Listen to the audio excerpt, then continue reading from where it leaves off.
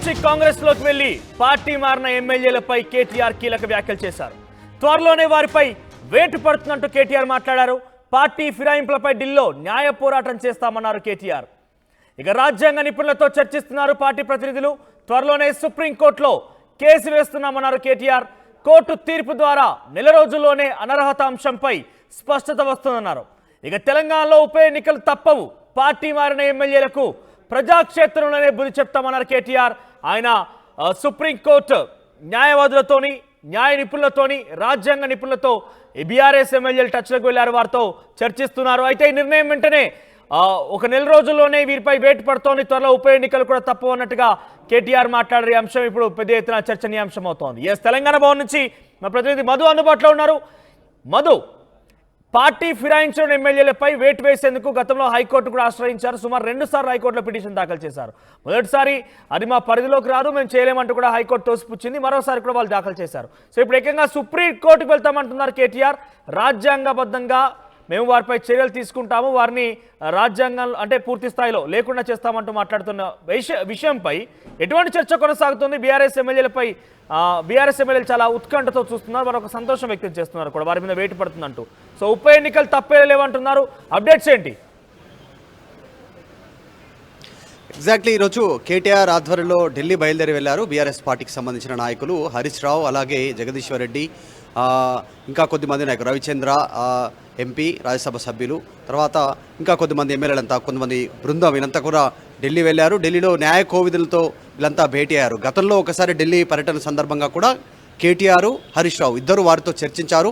అనర్హత పిటిషన్కి సంబంధించి ఏదైతే బీఆర్ఎస్ పార్టీ గుర్తుపైన బీఫామ్ పైన గెలిచినటువంటి ఎమ్మెల్యేలు కాంగ్రెస్ పార్టీ కండువా కప్పుకున్నారో రేవంత్ రెడ్డి సమక్షంలో వారిపైన అనర్హత వేటు వేయాలనేటువంటి దానిపైన వారు న్యాయ పోరాటం చేస్తూ ఉన్నారు. ఇక్కడ ఆల్రెడీ స్టేట్లో, రాష్ట్రంలో హైకోర్టును సంప్రదించారు, హైకోర్టులో పిటిషన్ వేశారు. హైకోర్టు ఆల్రెడీ దీనికి సంబంధించి రాష్ట్ర శాసనసభ స్పీకర్కి నోటీసులు పంపింది. దాంట్లో చాలా స్పష్టంగా అనర్హత పిటిషన్ వేయాలి అనేటువంటిది దాంట్లో పేర్కొన్నటువంటి వాళ్ళలో మొదటగా దానం నాగేందర్ పేరు. ఎందుకంటే ఖైరతాబాద్ నుంచి బీఆర్ఎస్ బీఫామ్ పైన గెలిచిన దానం నాగేందర్ ఆయన పార్టీ మారడమే కాకుండా పార్లమెంట్ ఎన్నికల్లో ఆయన బీఆర్ఎస్ పార్టీ ఎమ్మెల్యేగా కొనసాగుతూనే పార్లమెంట్ ఎన్నికల్లో సికింద్రాబాద్ నుంచి కాంగ్రెస్ పార్టీ బీఫామ్ పైన పోటీ చేశారు. అది ప్రూఫ్ కింద సబ్మిట్ చేశారు. ఇప్పటికే స్పీకర్ను దీనికి సమాచారం అందించింది స్పీకర్ కార్యాలయానికి హైకోర్టు న్యాయస్థానం. దాంట్లో ఆయన పైన వేటు తీసుకోవాలని చాలా స్పష్టంగా పేర్కొన్నారు. గతంలో తీసుకున్నటువంటి నిర్ణయాలు మహారాష్ట్ర, తర్వాత ఇంకా కర్ణాటక, తర్వాత మణిపూర్ సంబంధించినటువంటి రాష్ట్రాల్లో తీసుకున్నటువంటి చర్యలను దాంట్లో కోర్టు చేస్తూ హైకోర్టు న్యాయస్థానం స్పీకర్కు నోటీసులు ఇచ్చింది. కానీ స్పీకర్ దీనిపైన ఎలాంటి నిర్ణయం తీసుకోలేదు. ఇటు స్పీకరు, రాష్ట్ర హైకోర్టు సరైనటువంటి నిర్ణయం తీసుకోకపోతే సుప్రీంకోర్టు గైడ్ లైన్స్ ప్రకారం ఖచ్చితంగా వారిపైన అనర్హత పేటు పడేటువంటి అవకాశం ఉంది. ఇప్పటికీ 10 మంది ఎమ్మెల్యేలు, బీఆర్ఎస్ ఎమ్మెల్యేలు కాంగ్రెస్ పార్టీ కండువా కప్పుకున్నారు, కాంగ్రెస్ పార్టీలో కలిశారు. రీసెంట్గా కూడా సమావేశమయ్యారు. పోచారం శ్రీనివాసరెడ్డి ఇంట్లో రేవంత్ రెడ్డి సమక్షంలో డిన్నర్ మీట్ అయ్యారు అసెంబ్లీ సమావేశాల ముగిసిన తర్వాత. సో వీటన్నిటి నేపథ్యంలో కాస్త సీరియస్గా తీసుకున్నారు. ఢిల్లీలో ఈరోజు సుప్రీంకోర్టుకు సంబంధించిన న్యాయవాదులతో, అలాగే రాజ్యాంగానికి సంబంధించినటువంటి నిపుణులతో వారందరితో భేటీ అయ్యారు. ప్రస్తుతం రాజ్యాంగ నిపుణులు సుందరం ఆయన చాలా స్పష్టంగా చెప్తా ఉన్నారు, వీరిపైన అనర్హత పెట్టుబడుతుంది. మణిపూర్కి సంబంధించినటువంటి అంశాన్ని, ఎమ్మెల్యేల అనర్హత విషయాన్ని కోర్టు చేస్తూ సుప్రీంకోర్టు గైడ్లైన్స్ని తెరపైకి తెచ్చే ప్రయత్నం చేస్తూ ఉన్నారు. కేవలం ఒక్క నెల వ్యవధిలోనే అనర్హత పడేటువంటి అవకాశం ఉంది పార్టీ మారిన ఎమ్మెల్యేలకు. కాబట్టి తెలంగాణలో బై ఎలక్షన్స్ రానున్నాయి అనేటువంటిది సంకేతాలను ఢిల్లీ వేదికగా మాజీ మంత్రి, వర్కింగ్ ప్రెసిడెంట్ బీఆర్ఎస్ పార్టీకి సంబంధించి కేటీఆర్ అక్కడ నుంచి అనౌన్స్మెంట్ చేశారు. చాలా సీరియస్గా భావిస్తూ ఉన్నారు. పార్టీ మారినటువంటి ఎమ్మెల్యేలపైన అనర్హత వేటు పడాలనేటువంటిది వరుసగా పార్టీ ఎమ్మెల్యేలు మారుతూ ఉన్నారు. అసలు అసెంబ్లీ సమావేశాలలోగా పార్టీలో బీఆర్ఎస్ ఎల్పీని సిఎల్పీలో విలీనం చేసుకుంటామని ప్రకటన చేసినప్పటికీ అది సఫలీకృతం కాలేదు. ఇంకా ఎమ్మెల్యేలు బీఆర్ఎస్లోనే ఉన్నారు. కొద్దిమంది ఆసక్తిగా కనపరచట్లేదు. మరి పార్టీ మారిన ఎమ్మెల్యేలు బై ఎలక్షన్ ఫేస్ చేయాల్సిన పరిస్థితి ఉంటుందా చూడాలి. దానం నాగేందర్ కావచ్చు, తెల్లం వెంకట్రావు, కడియం శ్రీహరి వీరిపైన చాలా సీరియస్ గా ఉన్నారు. రేవంత్ రెడ్డి అమెరికా పర్యటనకు మునిపే పార్టీ మారిన ఎమ్మెల్యేలతో పోచారం శ్రీనివాసరెడ్డి ఇంట్లో భేటీ అయ్యారు. ప్రస్తుతం ఆయన అమెరికా టూర్లో ఉన్నారు. మరోవైపు ప్రతిపక్షం ఎమ్మెల్యే అందరూ కూడా దాదాపుగా ఢిల్లీలో పర్యటిస్తున్నారు. ఈ పార్టీ మారిన ఎమ్మెల్యేలపై వేటు వేసే విధంగా వాళ్ళు న్యాయ సలహాలు, న్యాయ నిపుణులతో చర్చిస్తున్నారు. సో ఈ నేపథ్యంలో ఎటువంటి చర్చ కొనసాగుతోంది? రాజకీయంగా ఎటువంటి పెను మార్పులు జరిగే అవకాశం కనబడుతోంది? ఎగ్జాక్ట్లీ నిజంగానే సీరియస్గా భావిస్తూ ఉంది. ఇప్పటికే బీఆర్ఎస్ పార్టీకి సంబంధించినటువంటి లీగల్ టీం దీనిపైన దృష్టి పెట్టింది.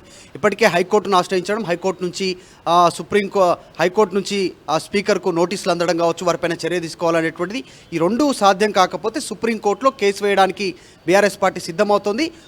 కొద్ది రోజుల్లోనే, కొద్ది సమయంలోనే సుప్రీంకోర్టులో కేసు ఫైల్ చేయనున్నారు. ఈ ఎమ్మెల్యేలు, పార్టీ మారిన ఎమ్మెల్యేల పైన అనర్హత పిటిషన్ వేయనున్నారు. అనర్హత పడాలనేటువంటి దానిపైన ఒక అంశాన్ని ప్రధానంగా ఇటు ప్రజాక్షేత్రంలో ఇటు న్యాయపరంగా రెండు రకాలుగా పోరాడాలనేటువంటిది బీఆర్ఎస్ ప్లాన్గా కనిపిస్తూ ఉంది. న్యాయ పోరాటమేమో సుప్రీంకోర్టు వేదికగా గతంలో మణిపూర్, కర్ణాటక, తర్వాత మహారాష్ట్రలో జరిగినటువంటి ఇన్సిడెంట్ని కోర్టు చేస్తూ న్యాయ పోరాటం చేయనున్నారు. దానికి సంబంధించిన ప్రూఫ్స్ సబ్మిట్ చేయనున్నారు. ఇటు ఈ మధ్యకాలంలో వాడినటువంటి వాళ్ళు వీడియో టేప్స్, పేపర్ క్లిప్పింగ్స్, దీంతోపాటు ప్రజాక్షేత్రంలో ఇటు రాహుల్ గాంధీ చేస్తున్నటువంటి అంశాలని, అంటే పార్టీ మారిన ఎమ్మెల్యేలని అనర్హత పిటిషన్ వేయాలి, రాజీనామా చేసిన తర్వాతనే తీసుకోవాలనేటువంటి చెప్తా ఉన్నారు. దానికి విరుద్ధంగా తెలంగాణలో జరుగుతున్నటువంటి అంశాలను తీసుకెళ్లాలనేటువంటి ప్రయత్నం చేస్తూ ఉన్నారు. సో మొత్తానికి సుప్రీంకోర్టు వేదికగా అనర్హత పిటిషన్ వేసి బై ఎలక్షన్స్కి తీసుకెళ్లాలనేటువంటిది, ప్రజాక్షేత్రంలో ఆ ప్రభుత్వాన్ని ఎండగట్టాలనేటువంటిది బీఆర్ఎస్ పార్టీ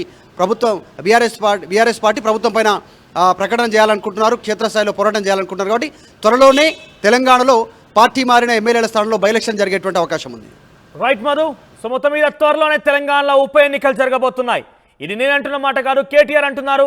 ఆయన పార్టీ మారిన ఎమ్మెల్యేలపై న్యాయ పోరాటం చేస్తాం, ప్రభుత్వంపై న్యాయ పోరాటం చేస్తాం, ప్రభుత్వానికి ప్రజాక్షేత్రంలో తేల్చుకుంటాం అంటూ ఆయన ఢిల్లీకి వెళ్ళారు. ఢిల్లీలో తనతో పాటుగా తన ఎమ్మెల్యేలు కూడా ఉన్నారు.